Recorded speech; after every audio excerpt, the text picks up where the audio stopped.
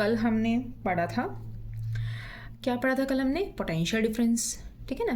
क्या potential difference में पढ़ा था? हमने पोटेंशियल डिफरेंस में पढ़ा था कि चार्जेस बिटवीन 2 पॉइंट्स, यही पढ़ा था ना हमने। क्या चार्जेस बिटवीन 2 पॉइंट, क्या हो रहा था उन दोनों के बीच में? वर्क डन हो रहा था, यानी कि work done to move charges between point A and point B, है ना। यही पढ़ा था ना हमने। क्या हो गया था आपका? वर्क डन अपॉन चार्ज, ठीक है। अब वर्क डन अपॉन चार्ज हुआ था तो उसकी यूनिट्स क्या आई थी? ऐसा यूनिट वर्क डन की जूल थी, चार्ज की कूलम थी, तो जूल अपॉन कूलम ये आपकी आ गई थी वोल्ट। अब इसके बाद हम पढ़ेंगे कि आपका क्वेश्चन आता है कि 1 वोल्ट क्या होता है। 1 वोल्ट होता है when potential difference is said to be 1 volt when 1 joule of work is done, यानी कि 1 जूल वर्क डन होगा किसमें? जब उसके ऊपर 1 गुलाम का चार्ज लगेगा, ठीक है ना, तभी आपका 1 वोल्ट होगा।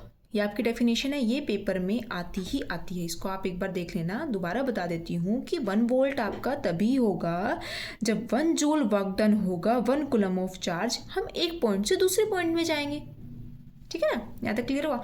आगे, अब कल मैंने आपको बताया था कि करंट फ्लो होगा, कब फ्लो होगा? जब आपका पोटेंशियल डिफरेंस मेंटेन करेगा, ठीक है ना। अब क्या है, बैटरी और सेल वो डिवाइस हैं जो पोटेंशियल डिफरेंस को मेंटेन करके रखते हैं आपके कंडक्टर के अक्रॉस, ठीक है ना। क्या है? यही डिवाइस हैं जो आपके पोटेंशियल डिफरेंस को मेंटेन करके रखते हैं। कल मैंने आपको सर्किट डायग्राम बताया था, उसमें मैंने आपको एमीटर लिखा था, है ना। एमीटर क्या करता है?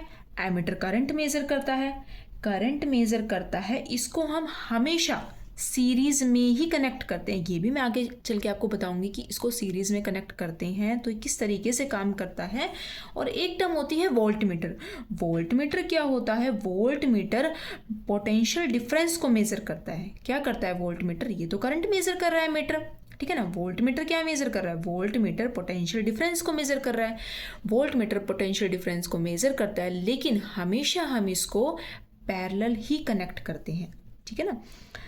ये तो आपका बिल्कुल सीरीज में हो जाएगा। और ये आपका सेकंड वाला है, इसको हम इस तरीके से, अगर ये एमीटर है तो यहाँ पर हो जाएगा और वोल्ट मीटर है तो ये यहाँ पर हो जाएगा, ठीक है ना। एक, यानी कि अगर सीरीज है तो वो एक लाइन में है, उस एक लाइन में ना हो कि वो दूसरी लाइन में आ गया, वो पैरेलल में आ गया। जैसे 2 लाइन पैरेलल होती है ना, ऐसे दोनों लाइन की अलग अलग हैं, ये यहाँ पे है, ये यहाँ पे है, लेकिन अगर सीरीज है तो एक ही लाइन चल रही है, ठीक है। यहाँ तक क्लियर हुआ? अब एक वोल्ट है तो वोल्टेज भी होगी। अब हम ये बताओ कि वोल्टेज को कैसे डिफाइन करेंगे? वोल्टेज, अब हम कहते हैं ना कि कभी कभी घरों में कम वोल्टेज आ रही है, ज़्यादा वोल्टेज आ रही है, तो कितनी पोटेंशियल उसको प्रोवाइड हो रही है उस सर्किट को, ठीक है ना। यहाँ पर मेरा सर्किट डायग्राम देखिए कि यहाँ पर कितनी वोल्टेज इसको प्रोवाइड हो रही है, वो उसकी वोल्टेज कहलाती है। क्या कहलाती है? वो उसकी वोल्टेज कहलाती है, ठीक है ना। अब इसमें जो आपका एमीटर है वो हमेशा किस पर काम करता है? लो रेजिस्टेंस पर काम करता है। ये चीज़ मैं आपको आगे बताऊंगी। ये हाई रेजिस्टेंस पर काम करता है। मैं आपको रेजिस्टेंस का मीनिंग भी बताऊंगी, फिर मैं ये चीज़ें आपको आगे बताऊंगी। अब आपका मोस्ट इंपॉर्टेंट टॉपिक है जो आपके सबसे ज़्यादा एग्जाम्स में आता है, वो है ओम्स लॉ। क्या है वो आपका? Ohm's law. ध्यान से देखिए, ओम्स लॉ है कि आपका V डायरेक्टली प्रोपोर्शनली टू क्या है? I के, या I डायरेक्टली प्रोपोर्शनली क्या है? V के, ठीक है ना। यानी कि current flowing through a conductor is directly proportionally to potential difference across 2 ends of the wire, ठीक है ना। ये 2 एंड्स थे, हमने सर्किट बना रहे थे हम बार बार, ठीक है ना। ध्यान से देखिए, मैंने सर्किट बनाया था ये,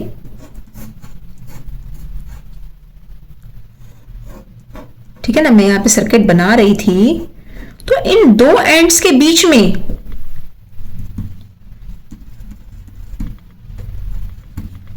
क्या बोला मैंने कि करंट फ्लोइंग, करंट फ्लो हो रहा है ना।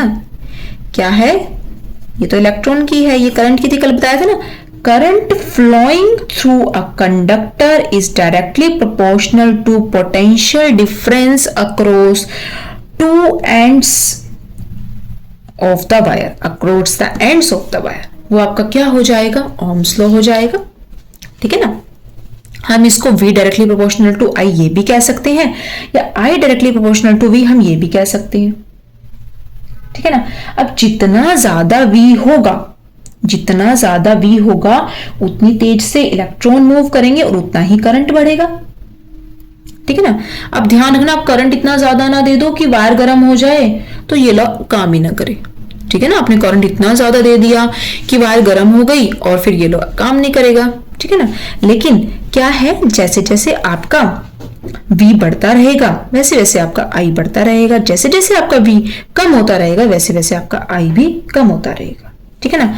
क्या है, हम इसको लिखेंगे, आप प्रोपोर्शनैलिटी के साइन को हटा के हम कांस्टेंट लिखेंगे और I, और यहाँ पर जो आपका कांस्टेंट है वो आपका कहलाता है रेजिस्टेंस। क्या कहलाता है आपका रेजिस्टेंस, और ये होता है आपका रेजिस्टेंस ऑफ वायर। क्या होता है ये आपका रेजिस्टेंस ऑफ वायर। अब ये आपका रेजिस्टेंस ऑफ वायर क्या होता है, इसको देखते हैं। ये आपका यूज होता है, यानी कि हमारा V यहाँ पे क्या आया, हमारा आया V is equal to IR। I यहाँ पर करंट है ना, और आप R यहाँ पे क्या हो गया, रेजिस्टेंस, यही होगा ना। अब आगे देखिए, अब रेजिस्टेंस, एक चीज और कि ये यहां पर आपका टेम्परेचर कांस्टेंट रहता है। अभी तो मैंने आपको बताया कि ऐसा ना हो कि आप बहुत ज्यादा दे दें और फिर वो लॉ काम ही ना करे, टेम्परेचर आपका कांस्टेंट रहता है। Resistance of a current conductor, यानी कि जो करंट का वो है रेजिस्टेंस, वो आपका डिपेंड नहीं करता वोल्टेज और करंट पे, वोल्टेज और करंट पे डिपेंड नहीं करता।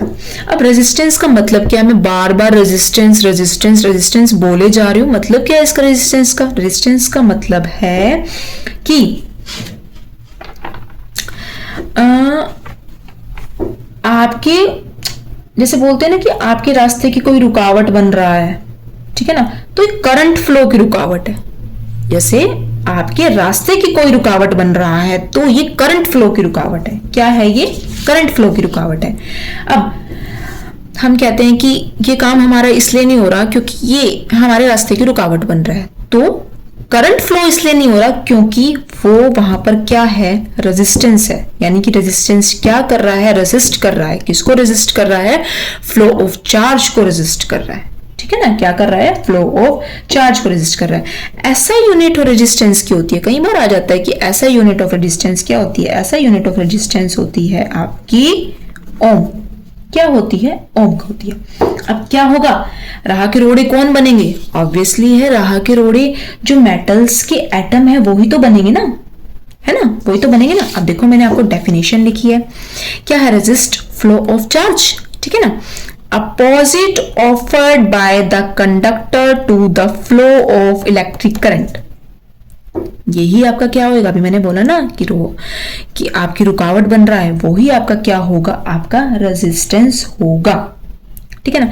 अब रेजिस्टेंस आपको पता कैसे चलेगा, रेजिस्टेंस कैसे आप निकालेंगे या क्या होगा, ध्यान से देखिए। अब आपके ना रेजिस्टेंस को ये आपका VI कर्व आपका रेजिस्टेंस शो करता है। कैसे, ध्यान से देखिए। मैं यहां पर ऐसे कर्व बना दूं, ये है V, ये है I, अब ये स्ट्रेट लाइन, ठीक है ना। ये आपका जो कर्व मैंने आपको बनाया है ये आपका रेजिस्टेंस शो करता है। क्या शो करता है, slope of VI curve give resistance. ये जो स्लोप है VI कर्व का ये आपका रेजिस्टेंस देता है। यानी कि अगर मैं I से, ध्यान से देखना, अगर मैं I से V की तरफ जाऊंगी तो जो ये एंगल देगा आपको, ये आपको क्या देगा, ये आपको स्लोप ऑफ VI कर्व का रेजिस्टेंस देगा, यही एंगल आपको, ठीक है ना। अब एक क्वेश्चन ये भी आता है, ध्यान से देखना कि यहां मैंने क्या कहा, यानी कि V directly proportional to I हो गया। ये तो वही हमारा ओम्स लॉ ही हम पढ़ रहे थे, वही हो गया ना। यानी कि ओम्स लॉ में स्ट्रेट लाइन कर्व बनता है, लेकिन ओम्स लॉ में स्ट्रेट लाइन कर्व सिर्फ ओमिक कंडक्टर के लिए ही बनता है। आपकी एनसीईआरटी में ज्यादा नहीं है, ये सिर्फ ओमिक कंडक्टर के लिए ही बनता है straight line curve. Non ohmic conductor के लिए स्ट्रेट लाइन कर्व नहीं बनता, उनके लिए कर्व इस तरीके से हो जाता है कुछ, ठीक है। उनमें आपका स्ट्रेट लाइन कर्व नहीं बनता। उनमें ओमिक कंडक्टर्स के लिए जो क्या करते हैं, ओम्स लॉ को ओबे करते हैं, ओम्स लॉ को ओबे भी करेंगे और वो वीआई कर्व का रेजिस्टेंस भी देंगे, वही आपके क्या होंगे, ओमिक, जो ओमिक कंडक्टर को फॉलो करें वही ओम्स लॉ करेंगे ना, वेरी। और ये जो ओम्स लॉ को नहीं करते वो आपका स्ट्रेट लाइन कर्व नहीं बनाते। अब एक चीज और, अब मैंने आपके रेजिस्टेंस की बात चल रही थी, अब रेजिस्टेंस के ना आप देखना कुछ सिंबल्स होते हैं जो हम शो करेंगे। एक ये वाला होता है, ठीक है, एक ये वाला होता है और एक ये वाला होता है। ये तो होता है फिक्स रेजिस्टेंस, जहां पर आपका कोई रेजिस्टेंस में चेंज नहीं हुआ है, वो क्या है, आपका फिक्स रेजिस्टेंस है। अब ये वाला होता है आपका वेरिएबल रेजिस्टेंस, जहां पर आपका रेजिस्टेंस लगातार वेरी कर रहा है, इट मींस लगातार आपका रेजिस्टेंस चेंज हो रहा है, ठीक है ना, वो आपका क्या हो जाएगा, वेरिएबल रेजिस्टेंस। अब इसी को ही, ये जो सिंबल है ये यानी कि क्या है, कंट्रोल कर रहा है ना एक तरीके से करंट को, क्या कर रहा है, कंट्रोल कर रहा है करंट को। तो इसी का नाम आपकी बुक में मेंशन है रियोस्टेट, इस वर्ड से आपकी बुक में मेंशन है, ठीक है ना। अब रेजिस्टेंस की बात हो गई, ठीक है।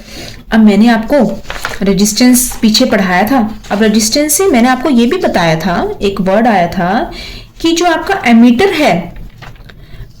है वो लो रेजिस्टेंस शो करता है, वोल्ट मीटर जो है वो हाई रेजिस्टेंस शो करता है ना। अब लो रेजिस्टेंस है तो क्या यहाँ करंट पास होगा, यहाँ करंट पास होगा, लेकिन यहाँ करंट पास को वो हाई रेजिस्टेंस है। रेजिस्टेंस का क्या है, रेजिस्टेंस का काम ही क्या था, रुकावट बनना। अब यहाँ रेजिस्टेंस पहले ही हाई है तो वो करंट को क्या करेगा, रोकेगा ना यहाँ पर, ठीक है ना, क्या करेगा, वो करंट को रोकेगा। अब आपको यहां से ये भी पता चला कि एमीटर को सीरीज में लगाते हैं, एमीटर को हम सीरीज में लगाते हैं ना, एक सीरीज में लगाते हैं एमीटर को। अब एमीटर को सीरीज में हम लगा रहे हैं, वहां पर आपका रेजिस्टेंस भी कम है, वहां पे आपका करंट मेजर कर रहे हैं, तभी तो बार बार ये आता लिखा हुआ फ्लो भी है, ठीक है ना। एमीटर को सीरीज में लगाते हैं, करंट भी मेजर करते हैं, करंट मेजर हो रहा है क्योंकि उसका रेजिस्टेंस लो है, तभी तो हम एमीटर को यूज करते हैं टू मेजर करंट के लिए। समझ आया लॉजिक।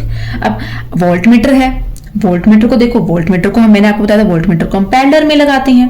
अब इसका क्या है, रेजिस्टेंस हाई है, करंट फ्लो नहीं हो पा रहा है, रेजिस्ट कर दे रहा है करंट को, तभी तो हम इसको पैरेलल में लगाते हैं। क्लियर हुआ यहाँ तक, ठीक है। अब क्या है, रेजिस्टेंस किन किन चीजों पर डिपेंड करता है, नॉर्मल सी है, depend upon length of conductor, आपकी कंडक्टर की लेंथ क्या है, मतलब क्रॉस सेक्शन एरिया उसका क्या है, मोटा है, पतला है, किस टाइप का मटेरियल है और क्या उसका टेम्परेचर है, इस पर आपका रेजिस्टेंस डिपेंड करता है। यहां तक आपको क्लियर हुआ। बाकी का हम नेक्स्ट वीडियो में करेंगे। आपको कोई भी प्रॉब्लम हो आप मेरे से कमेंट सेक्शन में पूछ लेना। Thank you.